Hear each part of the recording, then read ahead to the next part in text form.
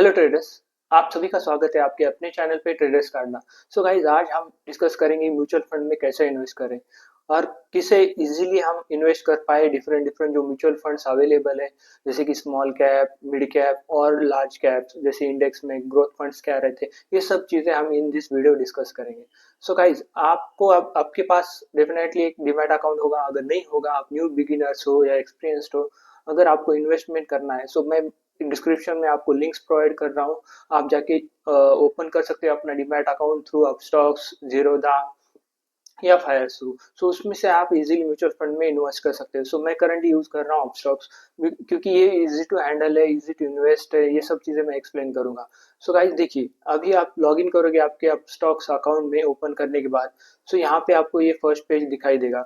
सो यहाँ पे आपको एक मोर ऑप्शन है यहाँ पे, ठीक है। सिमिलरली इन मोबाइल एप्लीकेशन आप जाके चेकआउट कर सकते हैं। There is a different separate portion for the mutual funds. So यहाँ पे आप म्यूचुअल फंड्स में क्लिक करोगे।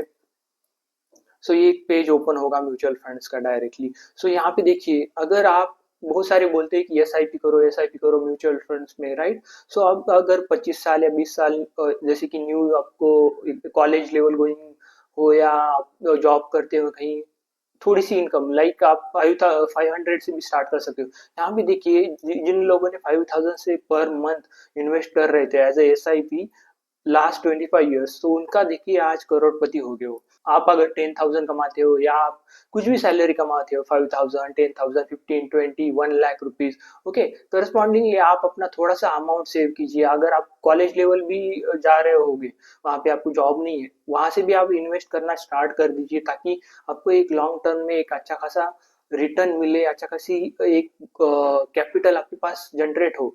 तो ये आपको ग्रोथ देगा फ्यूचर्स की, आपकी एक सेफ्टी मिलेगी, आपको अच्छा खासा एक इनकम सोर्स जनरेट करके देगा आफ्टर 25 ईयर्स या 30 ईयर्स।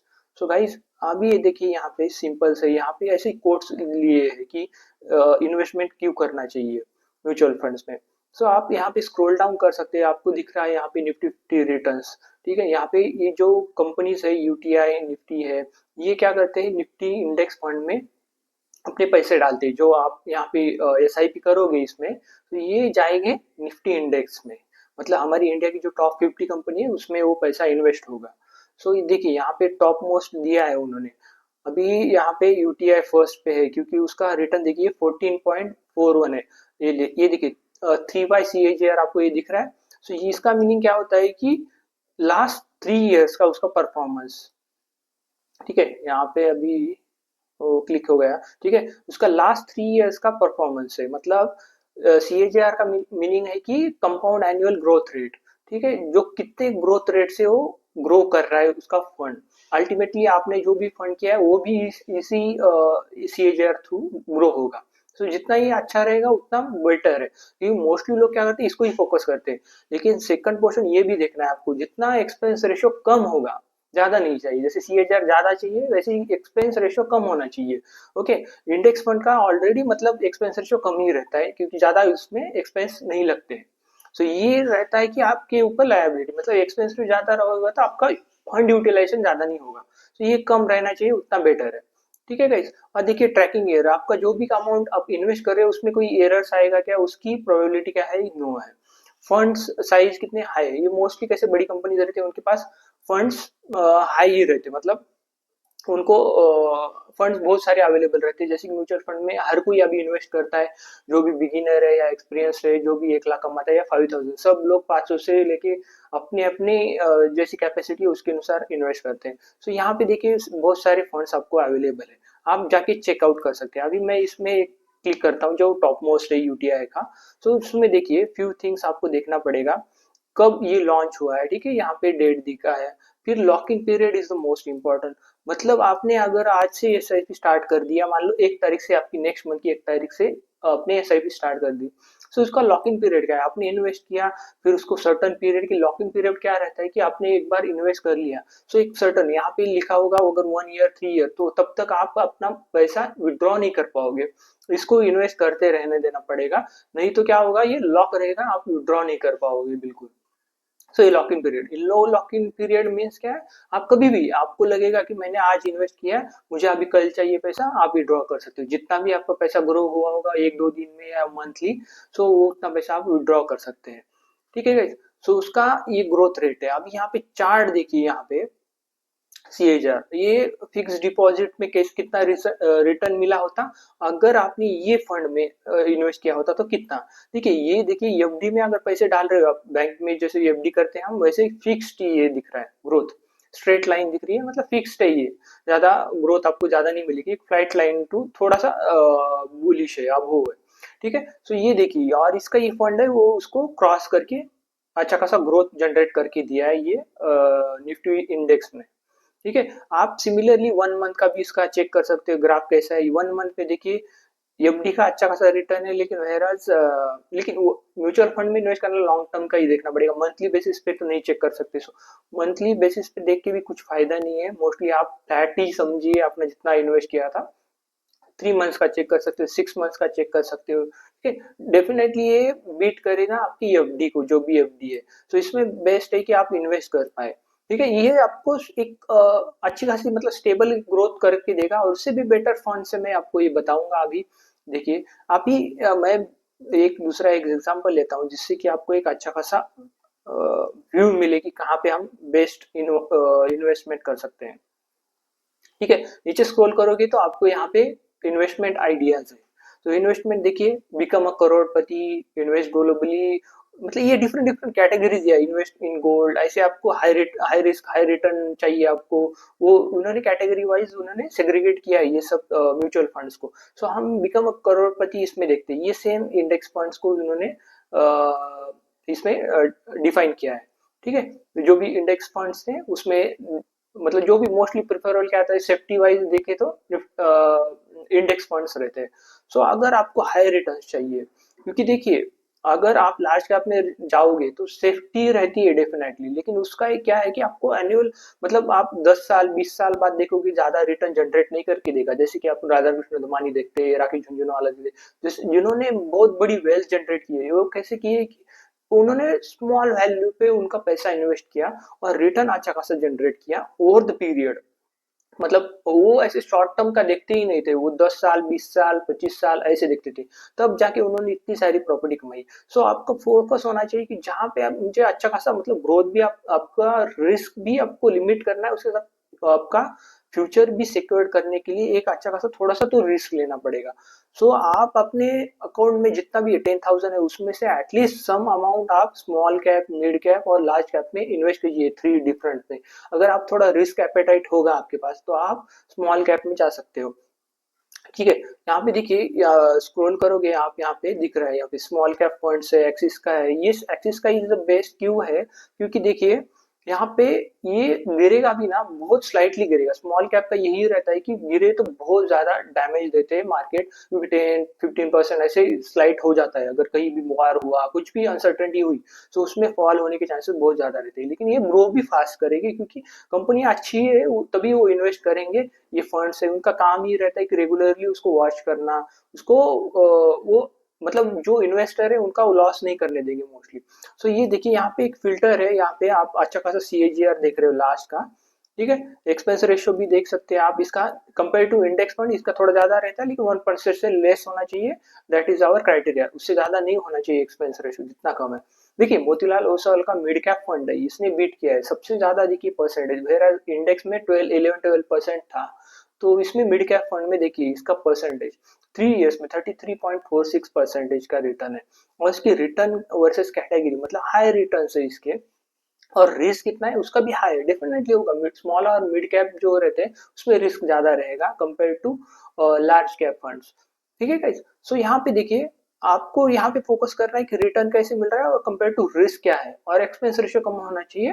ठीक है गाइस, सो अगर आप सेफ्टी देख रहे हो उसमें देख सकते हो कि इसमें देखिए रिटर्न एवरेज है, लेकिन रिस्क भी उसकी लो है स्मॉल कैप की, एक्सिस स्मॉल कैप की, क्योंकि वो ज्यादा गिरता नहीं है कंपेयर टू दूसरे जो फंड्स है उसके कंपेयर, स्मॉल कैप फंड्स। सो हम अभी चेक करते हैं कि मोतीलाल ओसवाल का जो मिड कैप फंड है, क्योंकि उसकी रेटिंग भी अच्छी है, रिटर्न भी अच्छे है, सबको बीट कर रहा है लास्ट 3 इयर्स का हम चेक कर रहे हैं।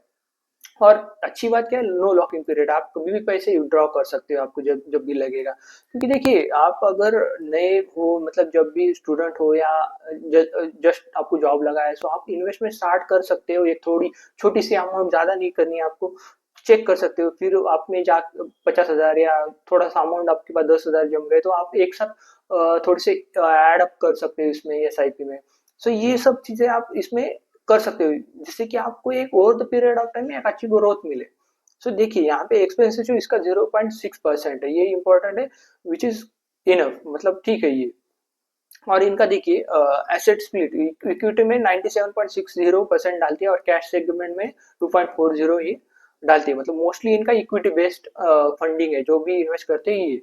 अभी आपको ये देखना है कि वो किस सेक्टर्स में फंड्स ऐड करते हैं, कौन सी कंपनीज में। तो ये सब चीजें दिया है यहाँ पे।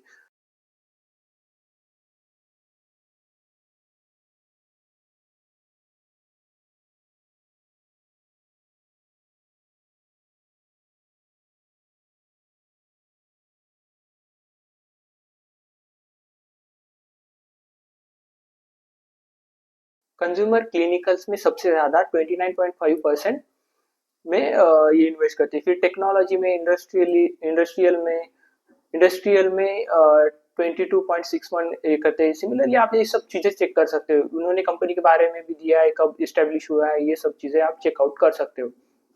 फिर रिस्क क्या है, वेरी हाई है, क्योंकि देखिए जो मिड कैप और स्मॉल कैप मैंने बोला था, वैसे ही हाई रहेगा। सो उसकी जो फंड मैनेजर, जो आपका फंड आप इन्वेस्ट कर रहे हो, वो कौन लोग हैंडल कर रहे हैं, सो ये है उनका सब डिटेल्स आप यहाँ पे चेकआउट कर सकते हो। सिमिलरली सब फंड्स की अवेलेबल है, आप क्लिक करके चेकआउट कर सकते हैं। और टॉप रेटेड जो फंड्स है उसका लिस्ट डाउन किया है नीचे। सो अभी देखिए, आपको अभी ये सब चीजें आपको पता चल गई, आपको कैसा है। अभी आपका मेन पॉइंट आता है कि आपको एसआईपी स्टार्ट करना है। आपको अगर 50,000 है, आपको वन टाइम करना है, एसआईपी नहीं करना है। वन टाइम करना है मतलब क्या है कि आप एक 5,000 है या 10,000 आपके पास पैसे है, या 1 लाख रुपीज है या 10 लाख है, आपको एक साथ इन्वेस्ट करना है आज ही। ठीक है, वो तो रिकमेंड नहीं करूंगा, ये आपके बेसिस पे है, क्योंकि मार्केट जैसा फॉल करेगा वैसे इन्वेस्टमेंट करना वो बेटर रहता है, नहीं कि टॉप पर बाय करें। ठीक है गाइस, ये आप सब चेक कर सकते हो, आपका एनालिसिस वगैरह। सो उसमें आप वन टाइम इन्वेस्टमेंट करके सबमिट कर सकते हो। मैं अभी एसआईपी थ्रू कैसे करते हैं ये बताता हूँ। ठीक है, फ्रीक्वेंसी ऑफ एसआईपी, मंथली चाहिए, कैसे चाहिए, ये सब। एसआईपी मतलब क्या है, मंथली करते हैं मोस्टली सब लोग। सो ये आप यहाँ पे देखिए, मंथली बाद आप यहाँ पे सेलेक्ट कर सकते कौन सी डेट पे आपको फंड्स आपके अकाउंट से जाने चाहिए। सो इसने बाय डिफॉल्ट लिया है 9th ऑफ, मतलब नेक्स्ट मंथ का, दिसंबर का ये ले रहा है डिफॉल्टली। नहीं, लेकिन आपको लग रहा है कि नहीं, मुझे 9 तारीख को नहीं चाहिए, मतलब जो भी डिफॉल्ट दिखा रही है आपकी यहाँ पे वो नहीं चाहिए, आप उसको चेंज कर सकते हो। मुझे 1 तारीख से ही करना है, 1 जनवरी नेक्स्ट ईयर से। सो वहां पे आप सेट कर सकते हो, आपके जब भी आपको लगे जहां से स्टार्ट करना है मुझे, वो कर सकते हो। सो 1 ऑफ दिसंबर मैंने, फर्स्ट ऑफ सॉरी जनवरी मैंने सेलेक्ट कर लिया। सो इसका लॉकिंग पीरियड आ जाएगा ये 0 ईयर से, मतलब आपको वरी होने की जरूरत नहीं। आपको अगर इमरजेंसी फंड चाहिए, आपके इन्वेस्टेड है पैसे, आप नहीं निकाल सकते, ऐसी कोई बात नहीं है। तो ये आप एक बेस्ट वे रहेगा आपको इन्वेस्ट करने के लिए। फिर आप यहाँ पे कंटिन्यू कर दीजिए। फिर यहाँ पे देखिए आपको अमाउंट 500 इज द मिनिमम, जैसे मैं बोल रहा था आपको 500 है आपको, अगर क्योंकि देखिए पॉकेट मनी आता ही, कॉलेज लेवल स्टूडेंट भी हो गया, आपको पॉकेट मनी आता होगा 5,000 10,000। तो उसमें से आप 500 आप सेव कर सकते हो, इन्वेस्ट कर दीजिए। ये आपको डेफिनेटली आगे जाके बहुत हेल्प करेगा ये इन्वेस्टमेंट प्लान्स, क्योंकि आप फाइनेंशियली अपने आप को स्टेबल कर रहे हो इन लॉन्ग टर्म। सो ये सब चीजें आप याद रखना। और जाके आप 5,000, अगर आपको 5,000 भी करना है इसको, आप चेंज कर सकते हैं इसको, 5,000 लिखिए, 50,000 करना है ये भी कर सकते हो आप। ठीक है गाइज, सो आपके अकॉर्डिंग है ये। सो आप यहाँ पे कंटिन्यू कर सकते हैं। फिर उसके बाद देखिए यहाँ पे फिर इन्वेस्टमेंट अमाउंट 500 है। मंथली एसआईपी की, मंथली एसआईपी रहेगी, फ्रीक्वेंट ऑफ एसआईपी मंथली रहेगी। फिर monthly SIP deduction rate first, मतलब 1 तारीख को आपकी डिडक्ट होगी, जो भी आपने सेलेक्ट किया। मैंने 1 तारीख किया था इसलिए फर्स्ट आ गया यहाँ पे, और लॉकिंग पीरियड है 0। फिर यहाँ पे आप प्लेस ऑर्डर कर दोगे, आपका प्लेस हो जाएगा, क्योंकि अकाउंट आपका डीमैट अकाउंट में ऑलरेडी ऐड रहेगा, उससे आपका अकाउंट डिडक्ट होता रहेगा। ठीक है, और एक अगर आप नए इन्वेस्टर हो तो आपको ये आपके यहाँ पे दिख जाएगा, क्योंकि वहाँ पे एक फर्स्ट इंस्टॉलमेंट करना पड़ेगा, वो आप जीपे थ्रू या बैंक अकाउंट थ्रू कर सकते हो, विच इज इजी। ठीक है, आपको अगर कोई भी क्वेश्चन होगा ये आप पूछ सकते हो मुझे कमेंट सेक्शन में, डेफिनेटली मैं आंसर करूंगा। फिर आपने बाय कर लिया, फिर म्यूचुअल फंड आपको चेक करना है कि मैंने इन्वेस्टमेंट कर लिया है। सो आप जाके म्यूचुअल फंड पोर्टफोलियो में जाके क्लिक करिए, आपको ये पोर्टफोलियो में आपकी इन्वेस्टमेंट क्या है वगैरह सब चीजें आपको यहाँ पे दिख जाएगी। ठीक है गाइस, यहाँ पे आपको सब प्रॉफिट कितना चल रहा है, कितना इन्वेस्टमेंट अमाउंट है, ये सब चीजें आपको यहाँ पे दिख जाएगा।